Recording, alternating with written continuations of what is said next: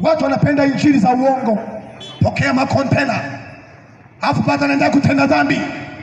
Pokea mafuso toka Dubai, huko anaendelea dhambi. Wewe ni faida gani ukaupata ulimwengu bado ukaenda jehanamu ya milele? Ni faida gani ukaupata ulimwengu wote kisha roho yako ikachomwa milele na milele katika ziwa la moto? Inakusaidia kitu gani? Nataka nikwambie, Yesu anakupenda. Mwamini Yesu leo, abadilishe tabia yako. Leo wengine ni wameteswa na roho ya pombe. Asubuhi tu ameanguka mtaroni, pombe tungi, amedondoka chini.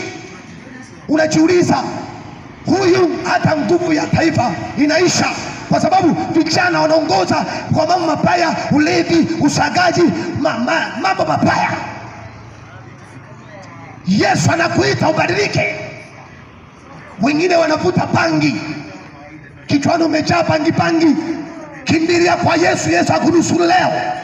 Yesu akufungue leo. Yesu ayafungue maisha yako. Yesu alikuja kwa watu wote ili aweke huru. Yesu akuje kwenye dini. Yesu alileta habari njema, habari ya msamaha, habari ya kutubu dhambi na kuacha uovu. Haleluya! Yesu anakupenda. Yesu anakupenda. Yesu anakupenda. Yesu anakupenda. Hata kama umkatae, lakini kuna siku moja roho yako utaikumbuka injili hii. Utasema, heri ningeokoka, heri uningetubu dhambi. Siku ile unaiona mbingu ile, unaiona na jehanamu ile, kisha unaambiwa nenda jehanamu. Utalia, maana siku ile watahukumiwa wakubwa kwa wadogo. Hapo ndipo kutakuwepo na kilio.